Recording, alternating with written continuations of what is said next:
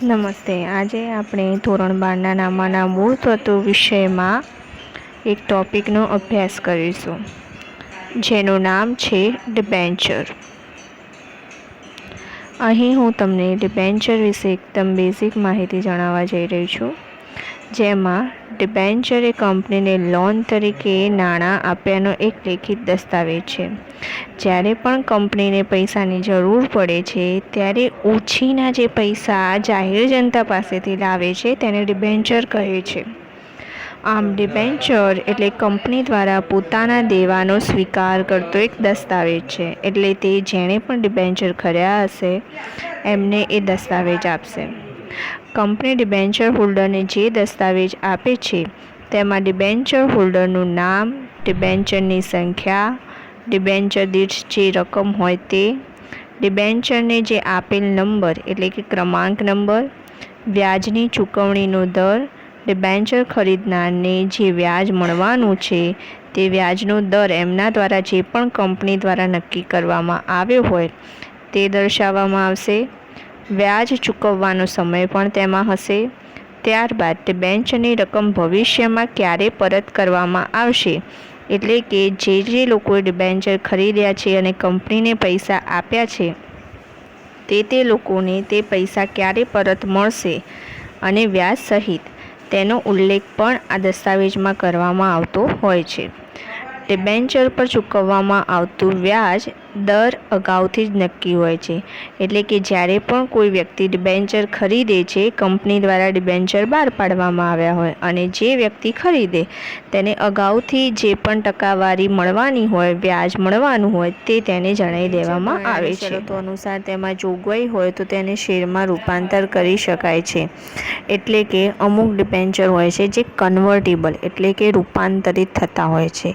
તો જ્યારે ડિબેન્ચર લેવામાં આવે એ જ વખતે જો જોગવાઈ કરેલી હોય તો જે તે વ્યક્તિને તે ડિબેન્ચર જેટલા પણ રૂપિયાના છે તેને શેરમાં એટલે કે ઇક્વિટી શેરમાં સંપૂર્ણ કાં તો અડધા કે એ રીતે રૂપાંતર એટલે કે કન્વર્ટ કરીને આપવામાં આવે છે.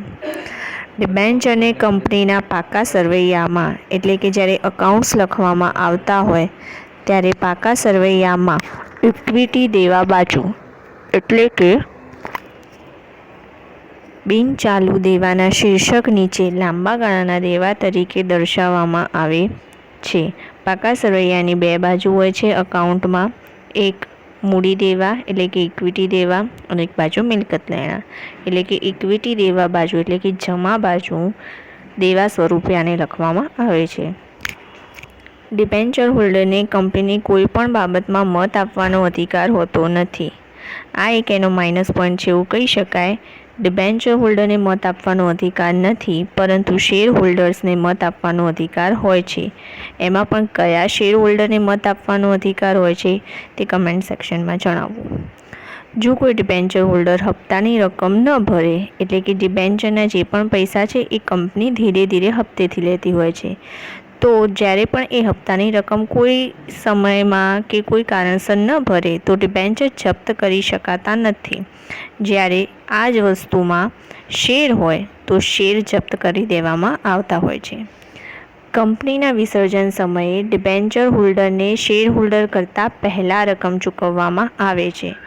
એટલે કે જ્યારે પણ કંપની બંધ થઈ રહી છે ત્યારે ડિબેન્ચર હોલ્ડર્સ હોય, શેર હોલ્ડર્સ હોય, અમુક જોગવાઈઓ ખરીદવાવાળા લોકો હોય, જે લોકોએ કંપનીને પૈસા આપ્યા છે નાના મોટા પ્રમાણમાં, તો ડિબેન્ચર હોલ્ડરને સૌથી પહેલાં પૈસા પાછા આપવામાં આવશે. કારણ કે એ એક પ્રકારનું દેવું છે અને બહારના વ્યક્તિ છે, બહારના વ્યક્તિને પહેલાં પૈસા આપશું અને શેર હોલ્ડર ધંધાનો માલિક કહેવાય એટલે માલિક પાછળથી પૈસા લેશે. આ સાથે ડિબેન્ચર અંગેની માહિતી એટલે કે બેઝિક પ્રસ્તાવના અહીંયા પૂરી થાય છે. આના રિલેટેડ ઘણા ખરા ખોટા અહીંયા આપેલા છે જે તમારા દ્વારા સોલ્વ કરવામાં આવશે અને જણાવવામાં આવશે. અને ડિબેન્ચર વિશે જે મુદ્દા તમે સમજ્યા એને અલગ રીતે તારવીને જ્યારે ડિબેન્ચર વિશે પૂછવામાં આવે ત્યારે તમે લખી શકો છો. આભાર. Thank you.